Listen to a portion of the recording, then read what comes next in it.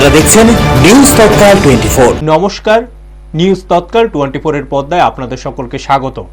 আপনাদের সাথে আমি দেবব্রত। দেখে নেব এখনকার সংবাদ শিরোনামগুলি। আগরতলা আমতলী বাইপাসে দুঃসাহসিক ছিনতাই, 51 লক্ষ টাকা রাবার উধাও। এসপিওদের 10 দফা দাবি দক্ষিণ জেলা পুলিশ সুপারের দ্বারস্থ পরিবারগুলো। প্রবল ঝড়ের তাণ্ডবে বিশ্রামগঞ্জে বৈষ্ণব পরিবারের বসতঘরের ছাউনি উড়ে গেল, বিপাকে 2 বাসিন্দা। কৃষকদের স্বাবলম্বী করতে বিনামূল্যে কৃষি যন্ত্রাংশ বিতরণ দক্ষিণ জেলায়। বর্ষার আগেই ঝড়ের তাণ্ডব, সাবরুমের জলাশয়ে ব্যাপক ক্ষয়ক্ষতি। কাঞ্চনপুরে TUNF জঙ্গি নেতা গ্রেপ্তার, নিরাপত্তা বাহিনীর বড় সাফল্য। এখন সংবাদ বিস্তারিত। শহরতলি শান্ত আবহে হঠাৎ যেন অপরাধের ছায়া, নিরাপত্তা নিয়ে উঠছে বড় প্রশ্ন। আগরতলা আমতলী বাইপাস এলাকায় প্রকাশ্যে প্রায় 51 লক্ষ টাকার রাবার ছিনতাইয়ের অভিযোগ ঘিরে চাঞ্চল্য ছড়িয়েছে। জানা গেছে, বাগমার পাল রাবার এজেন্সি থেকে কেরালার রাজগিরি ট্রেডার্স এর উদ্দেশ্যে রাবার শিট বোঝায় একটি ট্রাক গত 14 মার্চ রওনা হয়। অভিযোগ, বোধজংনগর থানার অন্তর্গত আমতলী বাইপাস এলাকায় দুষ্কৃতীরা ট্রাকটি আটক করে চালক সহ গাড়ি ছিনতাই করে। পরে ছিনতাইকারীরা ট্রাক থেকে রাবার শিট নামিয়ে নিয়ে যায় এবং চালককে গাড়ি সহ ছেড়ে দেয়। এরপর চালক স্থানীয় থানায় গিয়ে ঘটনার বিবরণ দেন এবং মালিক পক্ষের সঙ্গে যোগাযোগ করেন। তবে ঘটনাটি ঘটার কয়েকদিন পেরিয়ে গেলেও পুলিশের তৎপরতা নিয়ে প্রশ্ন উঠছে। এখনো পর্যন্ত ছিনতাই হওয়া রাবার বা জড়িতদের গ্রেপ্তার করা যায়নি বলে অভিযোগ। এখন দেখার বিষয়, পুলিশ কত দ্রুত এই ঘটনার কিনারা করতে পারে, নাকি অন্য অনেক ঘটনার মতোই এটি ধামাচাপা পড়ে যায়। ব্যুরো রিপোর্ট, নিউজ তৎকাল 24। তুমি কবে লুট দিছিলে গাড়ি? আমি তো 14 তারিখ লুট দিয়েছি, 14 তারিখ। আচ্ছা, তারপরে 14 তারিখ লুট দেওয়ার পরে গাড়ি যথারীতি বিল টিল দেওয়া হয়েছে, পেমেন্ট হয়েছে, গাড়ি ছাড়া হয়েছে। আমার ট্রান্সপোর্টে ফোন করছে, গাড়ি ছাড়া দেন। মালিককে ফোন করছে, গাড়ি ছাড়া দাও, সব কিছু হচ্ছে, গাড়ি ছাড়া দিছি। তারপরে গাড়ি যতটুকু শুনলাম মালিক করলো, গাড়ি ট্রান্সপোর্ট এখানে আইছে। আওয়ার পরে তারা ওই হ্যাঁ কাগজপত্র দিয়েছে, বিল টিল দেওয়া হয়েছে, হ্যাঁ গাড়ি ভাড়াও দিছে। তারপরে সব কিছু দেওয়ার পরে গাড়ি আবার থেকে রওনা দিছে। এরপরে তো সব ঠিক আছে। এরপর দিন সকালে আমার ফোন করলো মালিক যে साहब जी गाड़ी जो दिया उसको गाड़ी मिल नहीं रहा है, वो मोबाइल स्विच ऑफ आ रहा है। तो इसके बाद एरपरे আমি যতটুকু শুনলাম যে গাড়ি তারা মারফত আমি শুনলাম যে গাড়ি বুজুর্গনগর বালাজি গাড়ি থেকে গাড়ি ড্রাইভারকে হাইজ্যাক করেছে বলে।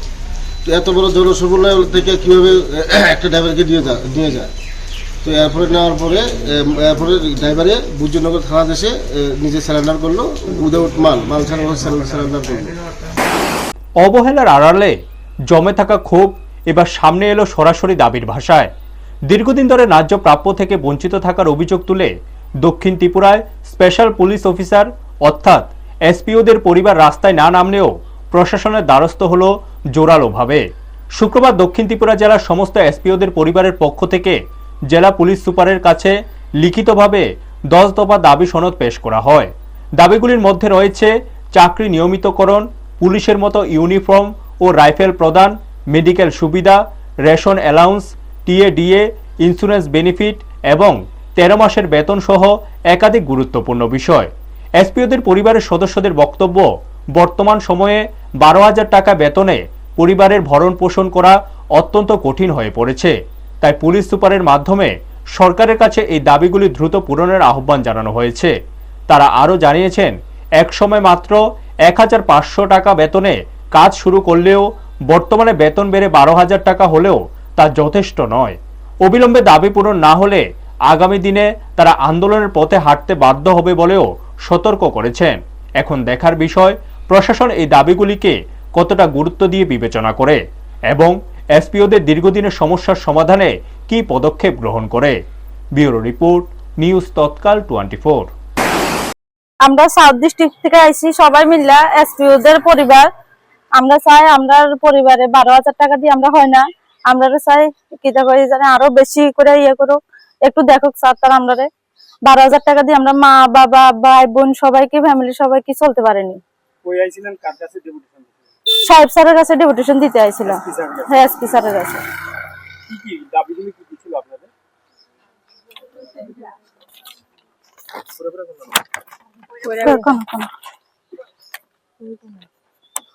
আমরা আরক্ষা দপ্তরের অধীনে নিয়মিত কর্মচারীদের পরিবারের পক্ষ থেকে নিম্নলিখিত 10 দফা দাবি এবং সমূহ অবলম্বনে পূরণের জন্য দাবি জানাচ্ছি। এসপিও দের চাকরি নিয়মিতকরণের করতে হবে।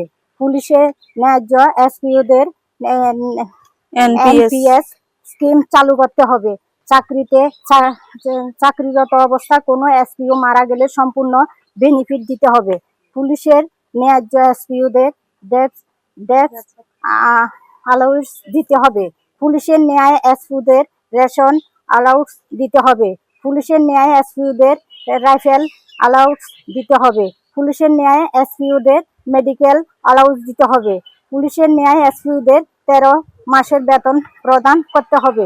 পুলিশের ন্যায় এসপিওদের ডিএ প্রদান করতে হবে। পুলিশের ন্যায় এসপিওদের ইন্স্যুরেন্স বেনিফিট দিতে হবে। হঠাৎ নামা প্রাকৃতিক দুর্যোগে এক নিমিষে লণ্ডভণ্ড হয়ে গেল শান্ত একটি বাড়ি। প্রবল ঝড়ের তাণ্ডবে মাথার উপর থাকা ছাদ হারিয়ে এখন খোলা আকাশের নিচে দিন কাটানোর আশঙ্কায় 2 অসহায় নারী। ঘটনাটি বিশ্রামগঞ্জের বরজলা গ্রামের। জানা গেছে এই গ্রামের একটি বৈষ্ণব পরিবারের বসতঘর গত রাতের প্রবল ঝড়ে গুরুতরভাবে ক্ষতিগ্রস্ত হয়। ঝড়ের দাপটে ঘরের ছাউনি সম্পূর্ণ উড়ে যায়। ঘরে বসবাসকারী 2 বৈষ্ণবী হঠাৎ এই বিপর্যয়ে দিশেহারা হয়ে পড়েছেন। ঘরে বসবাসকারী 2 বৈষ্ণবী হঠাৎ এই বিপর্যয়ে দিশেহারা হয়ে পড়েছেন। বর্তমানে তারা চরম অনিশ্চয়তার মধ্যে রয়েছেন।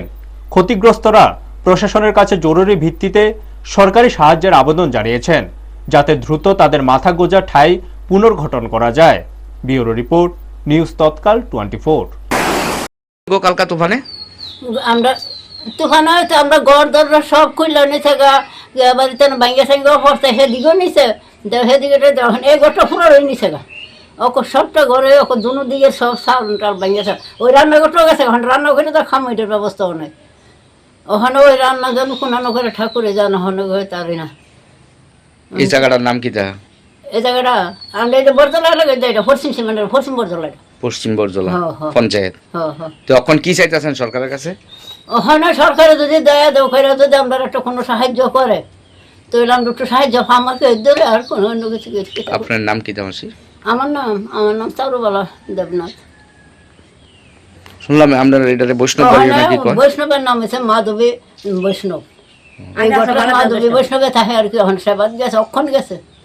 এই বাড়ি দোকান আছে অনেক কিতা মানে আপনারা 2 জন বৈষ্ণবই থাকেন এই বাড়িতে? আপনারা বৈষ্ণব আর আমি আছি।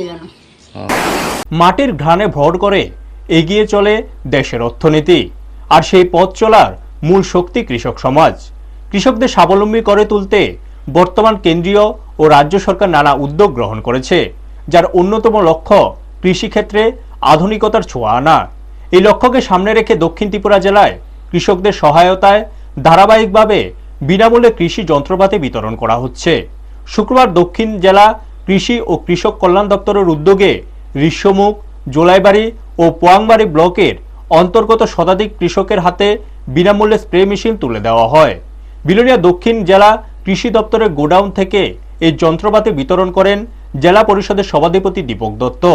অনুষ্ঠানে উপস্থিত ছিলেন কৃষি দপ্তরের দক্ষিণ জেলার উপ অধিকর্তা সুমিত সাহা, ঋষ্যমুখ পঞ্চায়েত সমিতির চেয়ারম্যান, ভাইস চেয়ারম্যান সহ অন্যান্য ব্লকের পদাধিকারীরা। এই প্রসঙ্গে দীপক দত্ত জানান, কৃষকদের উন্নয়নে সরকার বদ্ধপরিকর এবং ভবিষ্যতেও এই ধরনের উদ্যোগ অব্যাহত থাকবে। অন্যদিকে সরকারের এই সহায়তা পেয়ে খুশি কৃষকরাও। জোলাইবাড়ি এলাকার এক কৃষক জানান, বিনামূল্যে এই ধরনের যন্ত্রপাতি পেয়ে তাদের কৃষিকাজ অনেক সহজ হবে এবং উৎপাদন বাড়াতে সহায়তা করবে। ব্যুরো রিপোর্ট, নিউজ তৎকাল 24। আমি একজন কৃষক, রতন মজুমদার, সাউথ জোলাইবাড়ি। হ্যাঁ, জোলাইবাড়ি। কি চাষ করেন? আমি কৃষি কাজ করি। কি কি চাষ করেন? এতে যেমন আলু, ধান, কফি ইত্যাদি ইত্যাদি কৃষি কাজ করি। এবং এই যে আজকে এটা কি পাইছেন? এটা আমি আজকে যে স্প্রে মেশিনটা পেয়েছি সম্পূর্ণ বিনামূল্যে, এবং এটা পাওয়াতে আমাদের খুব উপকৃত এবং আনন্দিত হলাম। আমরা কৃষি ও কৃষি কল্যাণ দপ্তরের উদ্যোগে তথা জেলা পরিষদের সহযোগিতায় আমরা গতকালও সাতচাঁদ এবং রূপাইছড়ি ব্লকের মধ্যে আমরা স্প্রে মেশিন বিতরণ করেছিলাম। আজকে ঋষ্যমুখ, পোয়াংবাড়ি এবং জোলাইবাড়ি 3টা ব্লকের কৃষকদের মধ্যে আমরা 6টা স্প্রে মেশিন আমরা বিতরণ করছি। উদ্দেশ্য কৃষকদের আয় দ্বিগুণ করা, যেটা আমাদের রাজ্যের কৃষিমন্ত্রী, রাজ্যের মাননীয় মুখ্যমন্ত্রী এবং আমাদের দেশের মাননীয় প্রধানমন্ত্রী যে স্বপ্ন, কৃষকদের আয় দ্বিগুণ করা, তাদেরকে সাহায্যের হাত বাড়িয়ে দেওয়া। তো আমরা দক্ষিণ ত্রিপুরা জেলা পরিষদ ইতিমধ্যে এই জেলার মধ্যে অনেক কৃষককে বিনামূল্যে আমরা যন্ত্রপাতি বিতরণ করেছি। তো আজকেও আমরা এর অঙ্গ হিসাবে আজকে আমরা রিসমুখ ব্লক এবং পোয়াংবাড়ি এবং জোলাইবাড়ি ব্লকের মধ্যে আমরা 106টা স্প্রে মেশিন সম্পূর্ণ বিনামূল্যে আমরা বিতরণ করেছি। নমস্কার। বর্ষা এখনো ঠিকমতো শুরুই হয়নি, তার আগে প্রকৃতির তাণ্ডবে বিপর্যস্ত সাবরু মহকুমার পূর্ব ও পশ্চিম জলেফা এলাকার বিস্তীর্ণ জনপদ। শুক্রবার আচমকা নেমে আসা প্রবল ঝড়ে ব্যাপক ক্ষয়ক্ষতির ঘটনা ঘটে। দমকা হওয়ার তীব্রতায় বহু বাড়ির টিনের চাল উড়ে যায়। মুহূর্তের মধ্যে নিরাপদ আশ্রয় হারিয়ে আতঙ্কে পড়েন স্থানীয় বাসিন্দারা। স্থানীয় সূত্রে জানা গেছে, পূর্ব জলেফার দুর্গানগর এলাকায় ক্ষয়ক্ষতির পরিমাণ সবচেয়ে বেশি। সেখানে বহু বসতবাড়ি আংশিক থেকে সম্পূর্ণভাবে ক্ষতিগ্রস্ত হয়েছে। এছাড়াও পশ্চিম জলেফা সহ আশপাশের বিভিন্ন এলাকায় রাবার বাগান ও অন্যান্য সম্পত্তিরও ক্ষতি হয়েছে বলে জানা গেছে। এই প্রাকৃতিক দুর্যোগে ক্ষতিগ্রস্ত পরিবারগুলি বর্তমানে চরম দুর্দশার মধ্যে দিন কাটাচ্ছেন। তারা দ্রুত প্রশাসনের হস্তক্ষেপ এবং প্রয়োজনীয় ত্রাণ সহায়তার দাবি জানিয়েছেন। ব্যুরো রিপোর্ট, নিউজ তৎকাল 24। কাঞ্চনপুরে নিরাপত্তা বাহিনীর তৎপরতায় বড়সড় সাফল্য এলো সামনে। দীর্ঘদিন ধরে খোঁজ চলা এক জঙ্গি নেতাকে অবশেষে গ্রেপ্তার করা হয়েছে। পুলিশ সূত্রে জানা গেছে, TUNF এর জঙ্গি নেতা তথা recruiting commander Vanlal Liana Reang, যিনি অর্ণজয় রিয়াং ও পাস্টর নামেও পরিচিত, তাকে দামছড়া কাঞ্চনপুর সড়কে TSR এর 13তম ব্যাটালিয়নের টহলদারি দল আটক করে। গোপন সূত্রে খবর পেয়ে ওই এলাকায় নজরদারি বাড়ানো হয়েছিল, আর সেই অভিযানের ফলে ধরা পড়ে এই গুরুত্বপূর্ণ অভিযুক্ত। গ্রেপ্তারের পর তাকে ভাঙমুন থানায় হস্তান্তর করা হয়েছে। এই ঘটনায় একটি মামলা রুজু করে তদন্ত শুরু করেছে পুলিশ। নিরাপত্তা বাহিনীর এই সাফল্যে এলাকায় স্বস্তির পরিবেশ সৃষ্টি হয়েছে বলে জানা গেছে। ব্যুরো রিপোর্ট, নিউজ তৎকাল 24। এখনকার মতো সংবাদ এই পর্যন্তই। আমাদের অন্যান্য অনুষ্ঠানের জন্য চোখ রাখুন নিউজ তৎকাল 24 এর পর্দায়। আপনারা দেখছেন নিউজ তৎকাল 24।